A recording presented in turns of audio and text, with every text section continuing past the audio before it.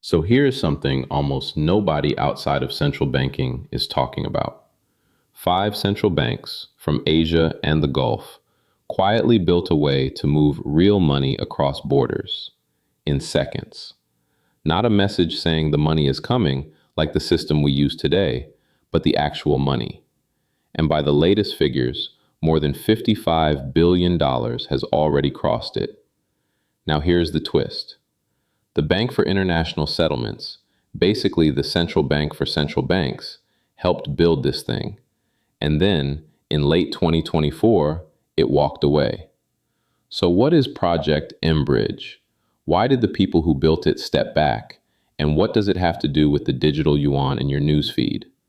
Let's get into it.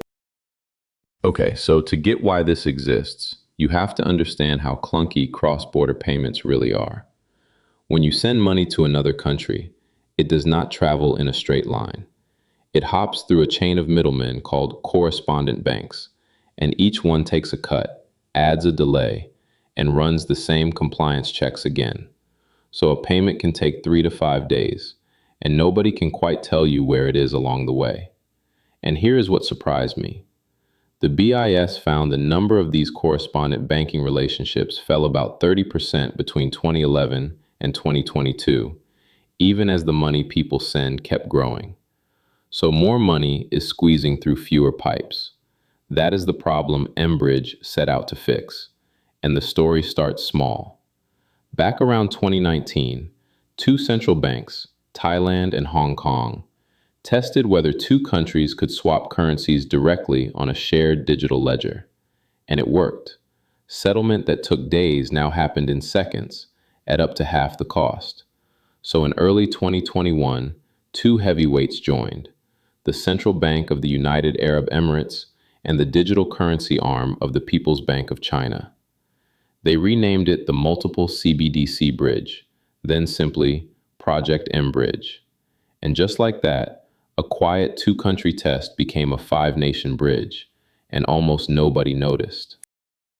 So who actually builds something like this? This is where mBridge breaks your expectations, because there is no CEO, no founder in a hoodie doing a keynote.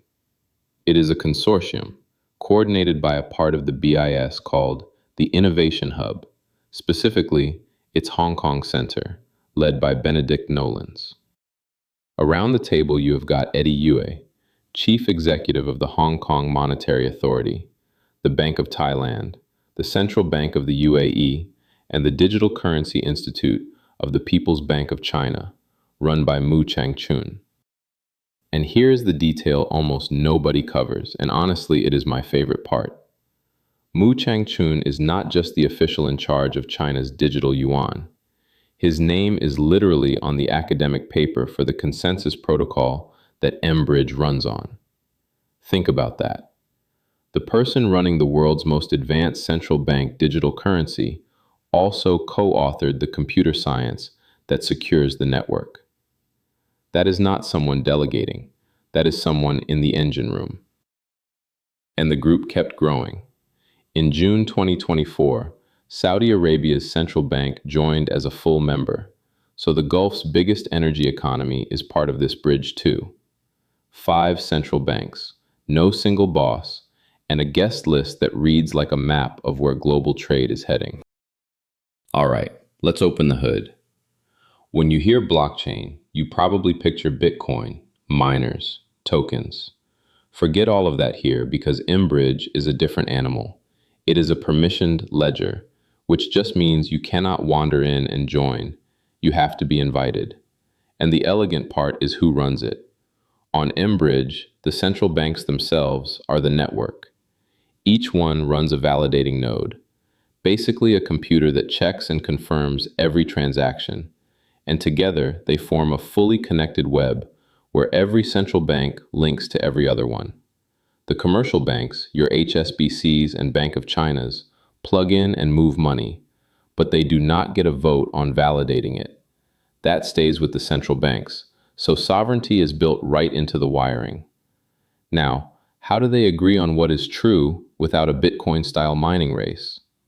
They use a consensus protocol, just the rule book computers follow to agree on the order of transactions. mBridge started with one named Hot Stuff Plus, then moved to a homegrown one called Dashing.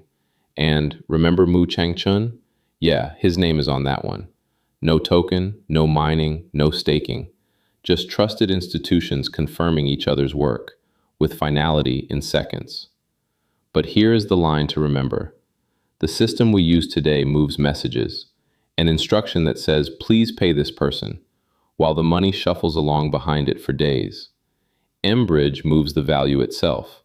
The money and the message become the same thing, settled in the same instant. And because no single company is in charge, the 5 central banks wrote a legal rule book, so a payment is final by contract, not just by code. So if you saw my Project Agora video, here is a contrast. Agora keeps each currency on its own ledger, while mBridge puts them all on one shared chain. Same big idea, 2 blueprints. Okay, so does any of this actually work, or is it just a beautiful diagram? Well, in the autumn of 2022, they ran a real pilot. Not play money, real money. 20 commercial banks across the 4 founding regions over about 6 weeks settled 164 cross-border payments and currency trades worth more than $22 million. And these were real corporate payments for international trade. A company in one country paying a supplier in another, settled directly, bank to bank, in seconds. By June 2024, the project reached what they call minimum viable product, meaning it graduated from prototype into something solid enough for real use. And then the plot twist. In late October 2024, the BIS, the institution that helped build the whole thing, announced it was stepping back and handing mBridge to the central banks. The timing got people talking because it landed a week after a major BRICS summit where there had been a lot of chatter about payment systems outside the Western dollar-based order. So plenty of headlines said the BIS was distancing itself from a possible sanctions evasion tool.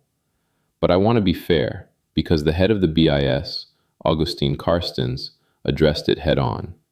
He said, and I am quoting, mBridge is not the BRICS bridge. I have to say that categorically. He insisted the exit was not political, and not because the project failed, but because after 4 years, the partners could carry it on themselves. So which is it? Honestly, you can hold both ideas at once. And what is undeniable is that the project did not need the BIS to survive. And let me be transparent about one thing, because trust matters. By most independent estimates, around 95% of activity on mBridge is in the digital Yuan. So while it is built as a neutral, multi-currency platform, in practice today, it leans heavily Chinese. That is not a knock, it is just the honest picture. So what happened after the BIS left? Did it quietly fade out? The opposite, actually. By early 2026, the figures going around showed mBridge had processed roughly 4,000 transactions, worth around $55 billion, something like a 2,500 times jump from that first pilot. And it crossed into real government use. In November 2025, the United Arab Emirates used its wholesale digital Dirham over mBridge for the country's first ever government payment on the system, settled in under 2 minutes. On the commercial side, Bank of China's Hong Kong arm became the first bank there to wire mBridge straight into its corporate banking app, so a treasurer can trigger a cross-border payment that settles in minutes. And China kept opening it up through 2025, from the big state banks down to smaller regional ones. Now, people confuse mBridge with 2 other things, so let me clear it up. First, is this the same as Project Agora, the Western project I covered before?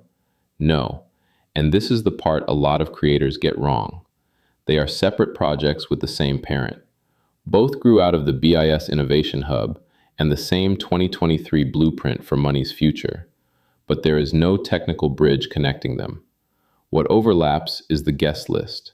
Central banks like Korea, the European Central Bank, and the New York Fed sit in as observers on mBridge, while they help build Agora. Think Eastern Lane and Western Lane of the same future highway. Second, mBridge is not Project Nexus, which just links existing instant payment apps like India's UPI or Brazil's Pix. mBridge reinvents the rails themselves with central bank digital currency. And is AI part of this? Honestly, no. This is a digital money story, not an AI one. What is next is more central banks, more real trade, especially energy and commodities, and the slow work of turning a prototype into everyday infrastructure. So let's pull this together. Project mBridge is 5 central banks proving money can move across borders in seconds as central bank cash, without the old chain of middlemen. And it is now real enough that a government has used it and a major bank built it into its app. So here is my honest, non-financial takeaway. 3 quick things. 1. Go read the source.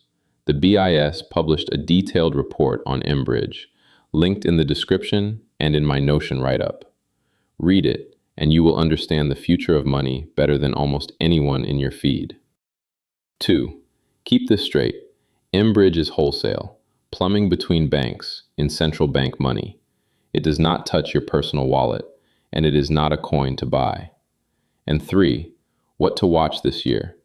Whether mBridge crosses from minimum viable product into full daily production, and whether more central banks from Asia and the Gulf sign on. That is your signal. It is becoming real infrastructure. If you got something out of this, do me a quick favor and subscribe. I go deep on the institutions quietly rebuilding how money actually moves, minus the hype, minus the price talk. The full write-up with every source is linked right below. I'll see you in the next one.